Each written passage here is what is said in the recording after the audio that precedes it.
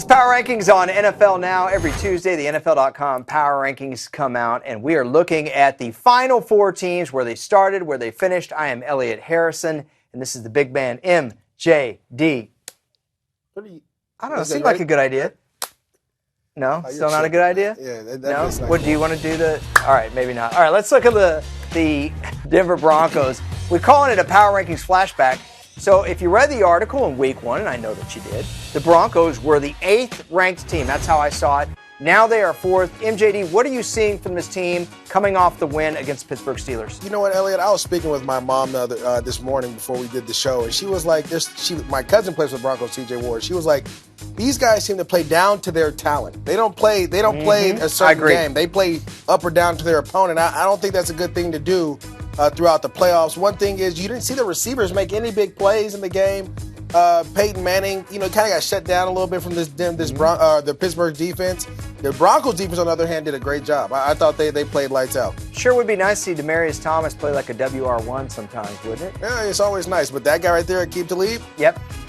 He can play. He could ball. All right, let's take a look at number 3 in this week's Power Rankings, the Arizona Cardinals. Week 1, I had him at 9. That felt appropriate. Yeah. Last year, a good season. Unfortunately, they had Ryan Lindley in the wild card. It didn't work out so well in Carolina. That was last season, though. This year, they're playing in Carolina, and they're at 3, MGD. Unfortunately, they have Carson Palmer at quarterback.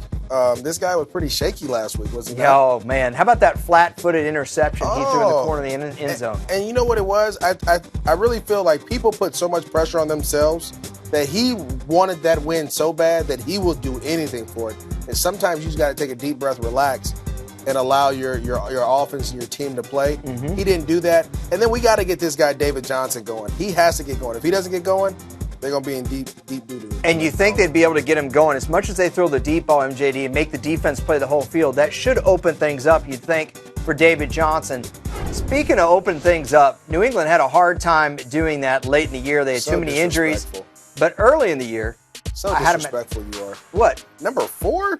Yeah, week 1. Well, you didn't know if Tom was going to be there, right? Yeah. Come on. Still, man. What? I thought that was appropriate. You just countered your own argument. Yes, that's exactly why. You know what? This team, the only thing that scares me about this team is that secondary, man. Those guys, they struggle against 2 number 1 receivers. When you have, like the Jets, a Brandon Marshall, Eric Decker, they struggle. You see the Broncos, they struggled against the Broncos with Brock Osweiler. I don't know how this is going to play out, but the Patriots offense has their full load of receivers, so the Brady Bunch is back. I expect them to play well, but I just don't know, man. It's something about Denver and Tom Brady that doesn't fare well to me. Well, they lost Dante Hightower in their previous meeting, and they didn't have Jamie Collins. I think that's going to be the difference. They'll be able to shut down C.J. Anderson and company. Carolina got Jonathan Stewart back, which was obviously big for them on the first play of the game. Now, I had them at 18th. They went 7-8-1 last year. Yeah, I mean, they went to the playoffs. So, and this guy right here, Cam Newton, who is your MVP of the league. He is. I had, to be honest, I have them winning. They're playing with a certain type of energy and intensity, especially at home. They have a linebacker right there, Luke Kuechly, who is a young Paul Posluszny, playing well. Wow, a young Paul Posluszny. Yeah. When you saw Paul when he was in Buffalo, he was playing just like that. But these guys are finding a way to win, and I think that is the key to this.